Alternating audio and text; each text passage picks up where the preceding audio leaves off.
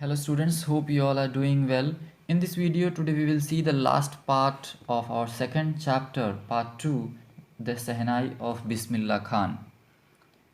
So students, please turn with me to page number 24. आज हम लोग पेज नंबर 24 में 9th पैराग्राफ से देखेंगे. Awards and recognition came thick and fast. यानी कि जो उस्ताद बिस्मिल्लाह खान हैं उनके पास उनको बहुत सारे अवार्ड्स मिलने लगे. एक के बाद उन्हें बहुत सारे अवार्ड्स मिले और वो काफ़ी जाने माने एक फिगर बन गए उस समय. Bismillah Khan became the first Indian to be invited to perform at the prestigious Lincoln Center Hall in the United States of America. यानी कि उन्हें अमेरिका में जो लिंकन सेंटर हॉल है वहाँ पे इन्हें परफॉर्म करने का मौका मिला. उनको यहाँ पे इनवाइट किया गया. He also took part in the world exposition in Montreal.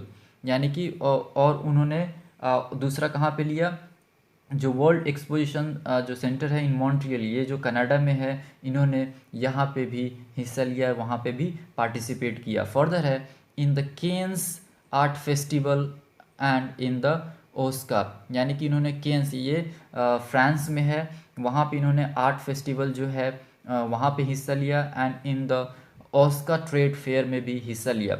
यानी कि कहने का मतलब जितना भी जो प्रसिद्ध जगह है, जो बड़े बड़े प्लेस थे, वहाँ पे इन्होंने जाके इंटरनेशनली परफॉर्म किया और इन्हें बहुत सारे अवार्ड्स मिले. और ये बहुत ही अच्छे जो थे प्लेयर थे जो शहनाई को बजाते थे और उससे किसी को भी लुभा लेते थे. तो ये जो है डिफरेंट डिफरेंट प्लेस में गए, इन्हें बुलाया गया और वहाँ पे इन्होंने पार्टिसिपेट किया. So well known did he became internationally that an auditorium in Tehran was named after him. So well known यानी कि इतने जाने माने हो गए. Did he became internationally, ना कि केवल भारत में ही लेकिन इंटरनेशनली उनको विदेश में भी जो लोग हैं फॉरेन कंट्रीज़ में भी इन्हें जानने लगे.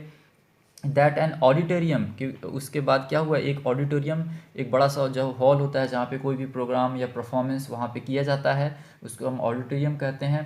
वो इनके नाम पे रखा गया. इन तेहरान, तेहरान कहाँ पे है, ये ईरान में है. वॉज नेम्ड आफ्टर हिम, इनके नाम पे रखा गया.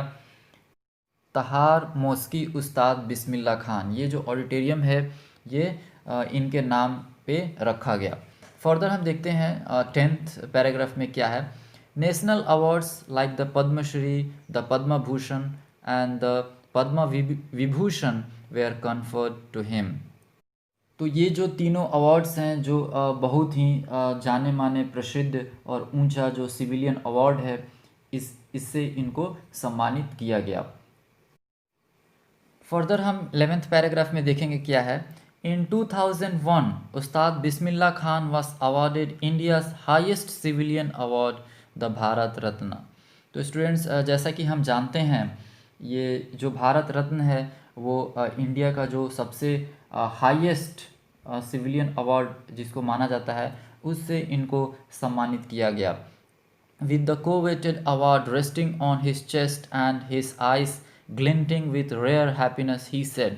कोवेटेड मीन्स होता है much desired and glinting means होता है to shine with bright flashes of light. तो इनको ये सब अवार्ड से सम्मानित किया गया जिससे ये काफ़ी अपने आप को गौरवान्वित महसूस कर रहे थे कि ये सब जो है इन्हें ये सब रेयर हैप्पीनेस था. जैसा कि मैंने आपको बताया कि इनको भारत रत्न मिला था. तो ये कहते हैं all I would like to say is, मैं जो आपको कहना चाहता हूँ वो है teach your children music, this is Hindustan's rich tradition. यानी कि आप अपने बच्चे को क्या सिखाएं, म्यूज़िक सिखाएं. ये हमारे हिंदुस्तान का एक रिचेस्ट ट्रेडिशन है, ये एक सबसे अच्छा ट्रेडिशन है जो आपको अपने बच्चे को म्यूज़िक सिखाना चाहिए. Even the west is now coming to learn our music. यानी जो वेस्टर्न कंट्रीज है जैसे अमेरिका हो गया, यूरोप हो गया, ये सब लोग जो हैं अभी यहाँ पे आते हैं म्यूज़िक सीखने के लिए. तो ये काफ़ी गर्व की बात है.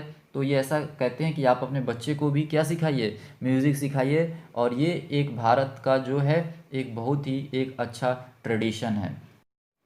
तो स्टूडेंट्स, अब हम आगे 12th पैराग्राफ में देखते हैं क्या है. In spite of having travelled all over the world Khan Sahab as he is fondly called. तो जैसा कि हमने देखा पहले ही कि बिस्मिल्लाह खान जो है उन्होंने वर्ल्ड के अलग अलग पार्ट में वो गए, ट्रैवल किए और उन्होंने अपना परफॉर्मेंस वहाँ पे दिया और इनको बहुत सारे अवार्ड्स भी मिले। तो इनको जो है लोग किस नाम से जानते हैं, खान साहब करके इन्हें फॉन्डली बुलाया जाता है। Is exceedingly fond of Banaras and Dumrao and they remain for him the most wonderful towns of the world। यानी कि ये वर्ल्ड के अलग अलग पार्ट में गए, ट्रैवल किए, वहाँ पे देखे, लेकिन वो किस चीज़ के फॉन्ड है, फॉन्ड ऑफ बनारस, यानी उनको बनारस जो है उनके दिलो दिमाग में छा गया है, वो उसके फॉन्ड हो गए हैं, वो उन्हें काफ़ी लुभाता है। एंड दुमराव, ये जो जगह है उन्हें हमेशा याद आता है। And they remain for him the most wonderful towns of the world, यानी कि इसके सामने, बनारस के सामने और दुमराव के सामने दुनिया का कोई भी खूबसूरत चीज़ इन्हें खूबसूरत नहीं लगता है। यानी हर चीज़ के सामने बनारस और दुमराव जो है फीका पड़ता है, उन्हें काफ़ी पसंद है। A student of his once wanted him to head a shehnai school in the USA। यानी कि जो इनका एक स्टूडेंट था वो चाहता था कि USA में एक ऐसा ही शहनाई इंस्टीट्यूशन खोले और वहाँ पे क्या करे, लोगों को शहनाई, बच्चों को शहनाई बजाना सीखे। And the students promise to recreate the atmosphere of Banaras by replicating. यानी कि वो जो स्टूडेंट जो है वो प्रॉमिस किया कि मैं क्या करूँगा, बनारस में एक इंस्टीट्यूशन खोलूँगा और उसमें शहनाई जो है बजाने के लिए लोगों को सिखाऊंगा शहनाई बजाना, और वैसा same atmosphere, replicating means to copy exactly, यानी एग्जैक्टली वहाँ के जैसा हम उसको कॉपी करेंगे यूएसए में और वहाँ पे हम स्टूडेंट्स को सिखाएंगे और वैसा एटमॉस्फेयर वहाँ पे बनाएंगे। रिप्लिकेटिंग द टेम्पल्स देयर, और वहाँ पे जो है सेम वैसा ही टेम्पल्स जो है वहाँ पे खड़ा करेंगे और वहाँ पे जो सेम जैसा कि हमने देखा जो यहाँ पे है सेम चीज़ वो यूएसए में भी करने के लिए वहाँ पे स्टूडेंट्स जो है उनसे परमिशन मांगता है। But Khan Sahab asked him if he would be able to transport river Ganga as well. यानी कि जो खान साहब वो कहते हैं कि ठीक है, चलो तुम सब कुछ बना दोगे, टेम्पल बना दोगे, वैसा एटमॉस्फेयर बना दोगे और सब कुछ कर दोगे, लेकिन क्या तुम गंगा को भी यहाँ से ट्रांसपोर्ट कर सकते हो। But Khan Sahab asked him if he would be able to transport river Ganga as well. तुम सब कुछ कर दोगे, क्या गंगा को भी यहाँ से वहाँ लेकर के जा सकते हो। Later he is remembered to have said that is why whenever I am in foreign country I keep yearning to see Hindustan.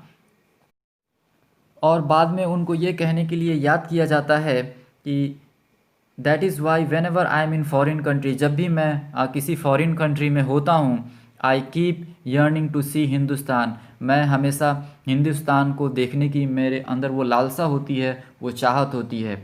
While in Mumbai I think of only Banaras and the Holi Ganga, और जब मैं मुंबई में होता हूँ तो मैं बनारस के बारे में सोचता हूँ और उस होली गंगा के बारे में सोचता हूँ। And while in Banaras I miss the unique मठ ऑफ डुमराव, और जब मैं बनारस में होता हूँ तो मैं यूनिक मठ जो है डुमराव का, उसको मैं काफ़ी मिस करता हूँ। स्टूडेंट्स हम लोग पैरा नंबर 13 को देखेंगे from page number 25। Ustad Bismillah Khan's life is a perfect example of the rich cultural heritage of India.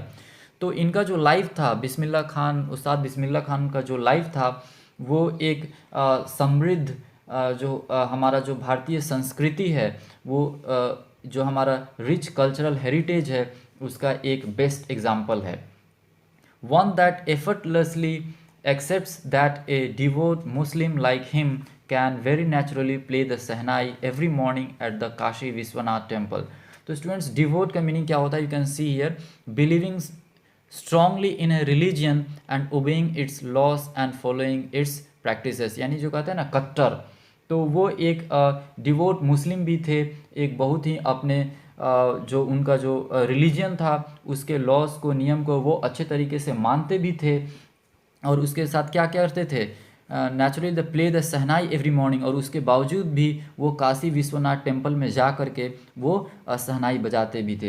तो इससे पता चलता है कि उस समय हमारा जो भारत है, उस समय का जो सिस्टम था काफ़ी अच्छा था, लोग ऐसा कुछ भी भेदभाव नहीं करते थे। आज का जो सिचुएशन अगर आज ऐसा हो जाए तो बहुत सारे प्रॉब्लम्स या इशू खड़ा हो सकता है, लेकिन उस समय वो एक मुस्लिम बैकग्राउंड से हो कर के भी वो काशी विश्वनाथ टेम्पल में जा कर के जो है वो शहनाई बजाते थे। तो स्टूडेंट्स यहाँ पे हमारा लेसन फिनिश होता है और आगे यहाँ पे कुछ है, हम इसको भी देख लेते हैं।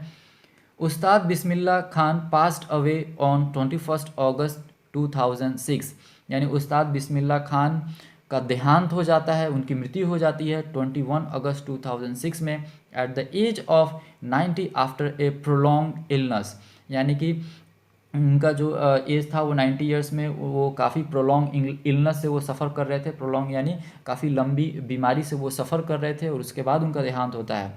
He was given A state funeral and the government of India declared 1 day of national morning. तो उनको काफ़ी सम्मान के साथ उनका जो है फ्यूनरल किया जाता है, जो क्रियाक्रम है वो किया जाता है। And the government of India, और भारत के जो सरकार है, जो गवर्नमेंट है, उन्होंने एक दिन का नेशनल मॉर्निंग यानी कि शोक घोषित किए थे। तो स्टूडेंट्स यहाँ पे हमारा ये लेसन जो चैप्टर 2 का पार्ट 2 है, the shehnai of Bismillah Khan, यहाँ पे ये चैप्टर हमारा एंड होता है। होप कि आपको ये चैप्टर अच्छे से समझ में आ गया होगा, but still if you have any doubt you can contact me personally. So students, इस वीडियो में इतना ही। In the next video we will see the next chapter. So that's all for today. Have a nice day. Thank you.